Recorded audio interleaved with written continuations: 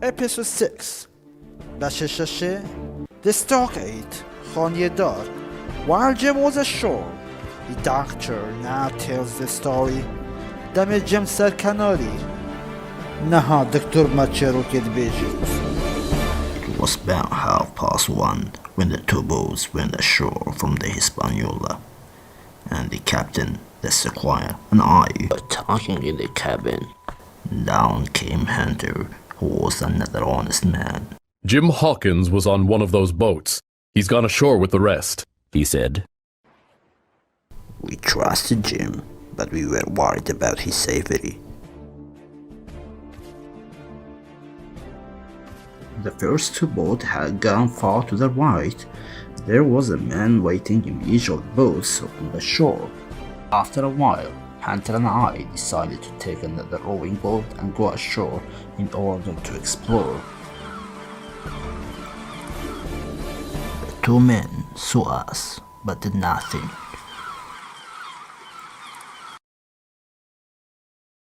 We came straight in the direction of a stockade, which we had seen on the treasure map. When we landed, I jumped out holding two louder pistols and ran into the trees. I hadn't gone more than 100 yards when I came to an open area and saw the stockade. There was a little hill that had a freshwater spring coming out of it. A strong wooden house, which was big enough to hold about 20 people, had been built by the spring. Each wall had several holes in it so that muskets could be fired from inside. All around, a wide space had been cleared, and then the stockade was completed by a tall fence. With its fresh water and strong walls, the stockade would be the best place for us to stay. Suddenly,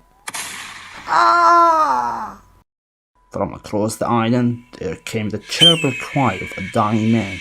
I made my decision in a moment, ran towards the shore, and jumped into the boat.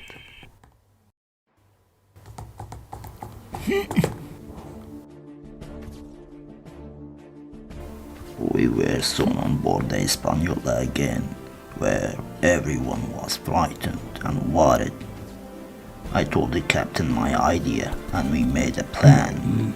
We gave old Red Rose 3 or 4 loaded muskets and left him on the ship to watch the 6 seamen we didn't trust. Then we started filling the boat with supplies, gunpowder, muskets, bags of biscuits, small barrels of meat and brandy, and of course, my medicine chest. As we rowed to the shore, one of the seamen much further up the beach saw us and ran into the woods. We unloaded the supplies and left Joyce, who was another honest man, to look after the supplies. Hunter and I returned for a second load. The reason why we risked the second trip was that, though the majority of the crew were on the island, not one of them had a gun. When we had unloaded after the second trip, Hunter and Joyce stayed ashore, and I rowed as fast as I could back to the Hispaniola. Then the Squire, Captain Smollett, Red Rose, myself, and one of the other sailors, Abraham Gray, climbed into the boat. This third trip was dangerous. There were too many men, and we were also carrying another load of supplies. The sea had become rougher, and several times some water came over the side of the boat. Suddenly, the captain said,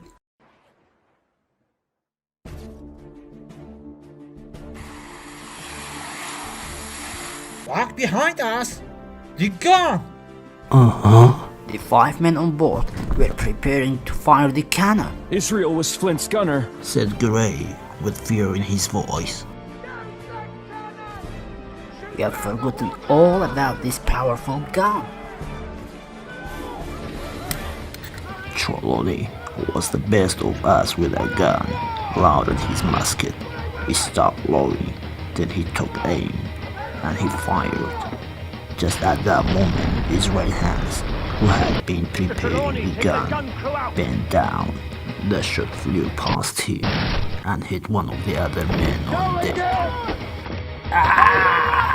Then we heard shouting from the ship and also from the shore, where we could now see the other pirates coming out of the woods. It was not long until a shot from the cannon fell wide by our boat, and she began to sing.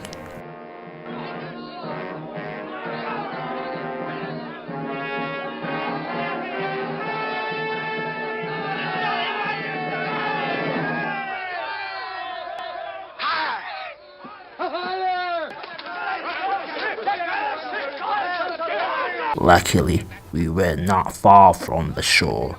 As we walked through the waves and up onto the beach, our poor boat and the back half of our powder and supplies lay underwater behind us. Quickly, gentlemen, there it is! To make things worse, we could now hear shouting coming from the woods nearby. Hurry, they're gaining on us! Hurry! Relax, Mr. Joyce. Here. Over.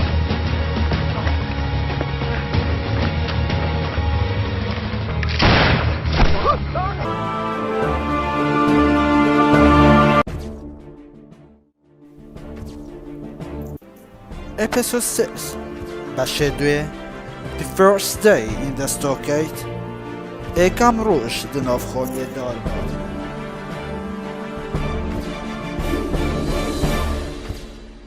We ran as quickly as we could to the stockade, and at every step we could hear the pirates' voices more loudly. Just as we reached the stockade, 7 men appeared out of the woods. The Sequoia and I fired and saw that Hatcher and Joyce from inside the log house. All of the mutineers fell to the ground and the rest turned and ran into the trees. We went to look at the men who had fallen. Then suddenly a shot came out of the trees and hit poor Tom Redworth. He cried out with pain.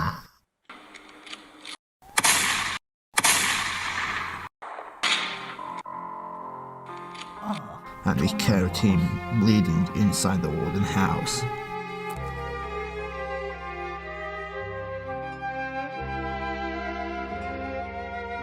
The Sequoia fell down beside him and kissed his hand, crying like a child. Redworth was a good man and had always followed orders silently and well. Not long after that, he closed his eyes and died. The captain's pockets were full of things he had taken from the ship, took out a flag and put it carefully over Thomas' body. Then Captain Smollett put another flag on a tall tree branch high above. A flag!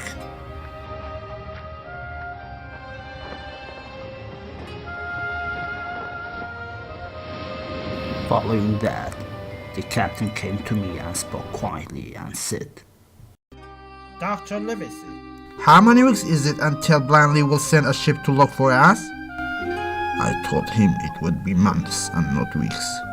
By the end of August, Blandly will send a ship to look for us. Well, sir, then it's very bad that we lost the second lot of supplies. The food supplies are very limited.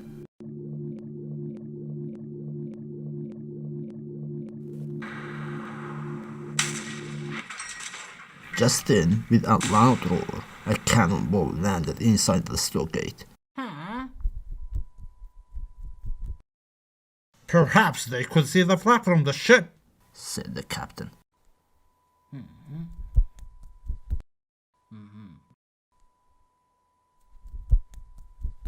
We were safe enough inside, but the balls continued to fall throughout the evening.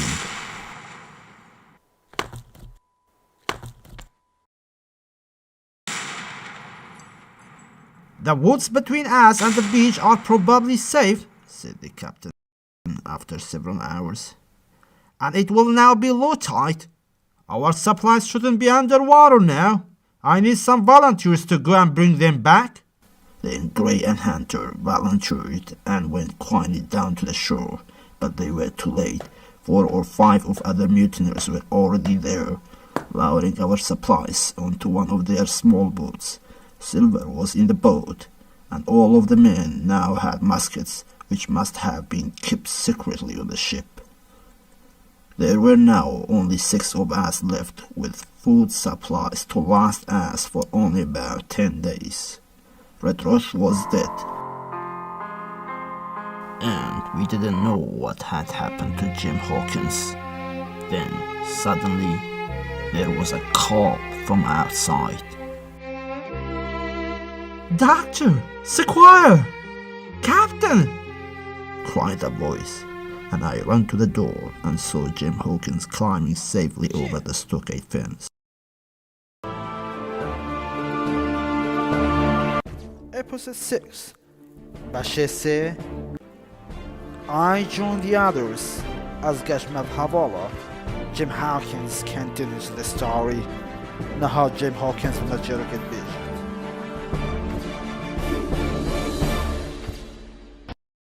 Ben Gunn knows where your captain's headed for.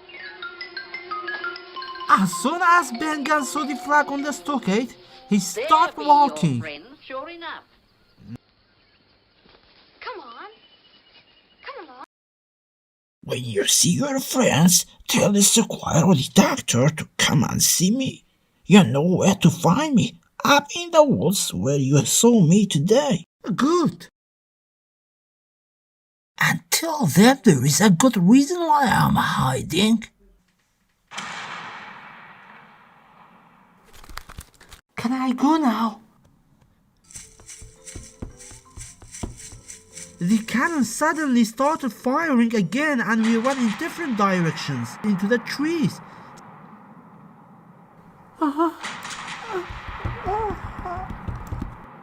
Slowly, I went down to the hill closer to the sea, and soon I could see the Hispaniola, and I could see the Jolly Roger, the black flag of piracy, flying from her mast. As I was going down towards the stockade, I saw a large white rock some distance further along the beach. I thought that this might be the rock that Ben Gunn had spoken about, and that one day, if I needed a boat, I would know where to look. There was a warm welcome for me at the stockade, and I happily told them my story. Later that evening, we built old Tom Redruth in the sand and stood silently around him for a while. Then we ate some meat and drank some brandy. The squire, the doctor, and the captain discussed what to do. We had very little food, but it was decided that we would fight the pirates as best as we could.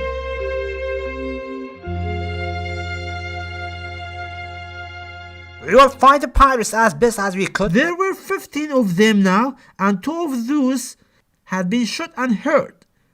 To help us, on the other hand, there was also the rum the pirates were drinking. Though the pirates were half a mile away, we could hear them well, singing and shouting late into the night. I was very tired, and when at last I got to sleep, I slept like a log.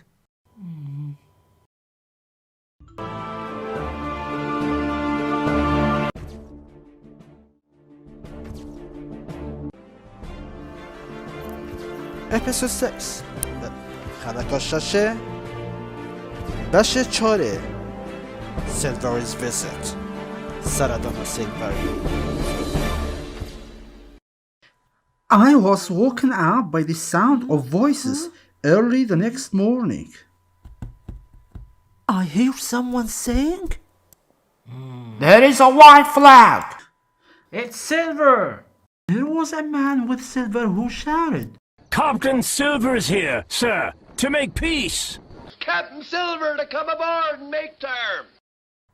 Captain Silver?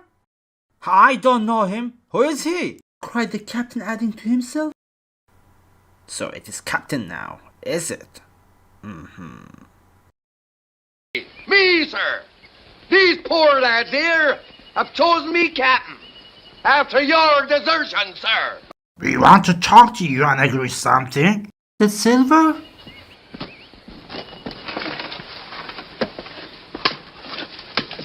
It may be a trick. Gray, Joyce, Hunter, keep stations. And then Silver came up close to the fence, threw over his crash, and with a great effort managed to climb over.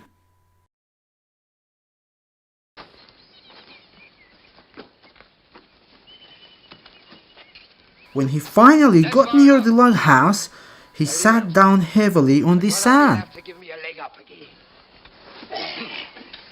If you've anything to say, you better say it. You're right, Captain. Well, the long and the short of it be this. I want Flint's map, and I can risk half my crew to get 'em. But that ain't Captain Silver's way. Try reasoning first, says I. You're not in Parliament yet, John Silver. Come to the point. You're a good man, Doctor. I never seen a better. And I'd hate to see the likes of you skewered on the end of a pike. So here be my terms. We want that treasure, and you have the map, don't you?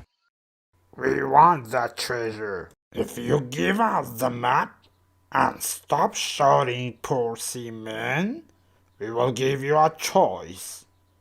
You help us get the treasure, then you come with us on the ship, and I promise I will leave you somewhere safe ashore, or you can stay here.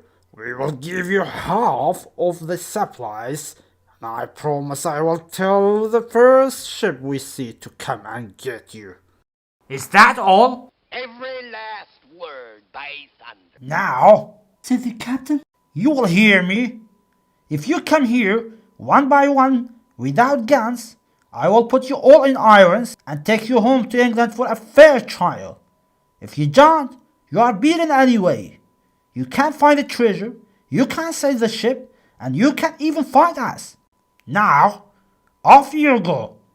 Give me a hand up, will you? Not I. Who give me a hand, I say? Silver was red with anger. With much difficulty, he pulled himself along the ground to where his crash lay. Then he stood up and spat in the spring. There, he cried. That is what I think of you. I am going to destroy this all-stockade. Them that die'll be the lucky ones. And swearing loudly, he moved away, pulled himself slowly over the fence, and was gone. The captain soon made sure that we all had muskets and told us where to stand.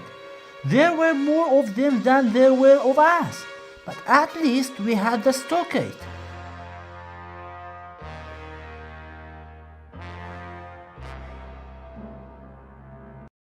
After an hour of waiting, a group of mutineers suddenly appeared from the woods on the north side and ran towards the fence. Truce be over! Cutlasses, you swabs! Shots came from the woods to the other side. Sapphire and Gray fired again and again from inside the log house and hit 3 men as they climbed over the fence. 2 of them were shot dead and the third ran away. But 4 more had got inside the fence and they were on us with pistols and swords. Burn 'em, boys, burn 'em! Burn 'em, you swabs!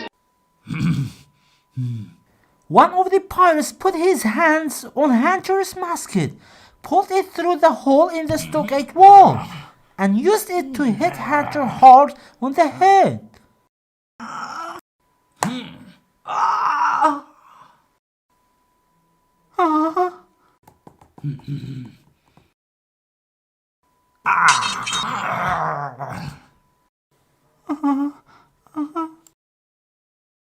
Then we picked up swords and ran out of the house to fight.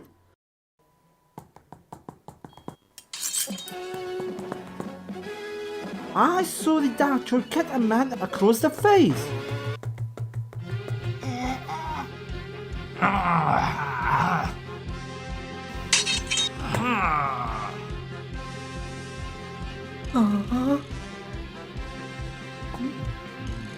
Then Abraham Gray cut a man who came to attack me.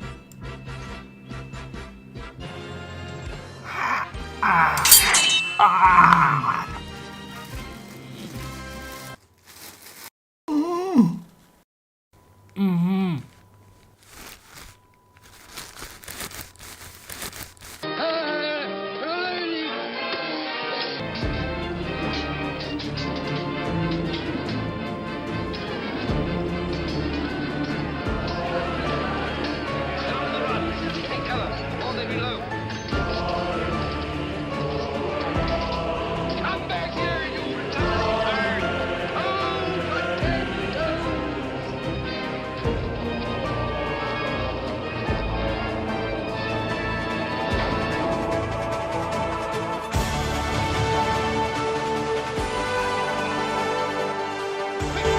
The Sequoia was holding the captain, who was badly hurt. And we saw that Hunter was lying on the floor and was still alive, but Joyce had been shot dead.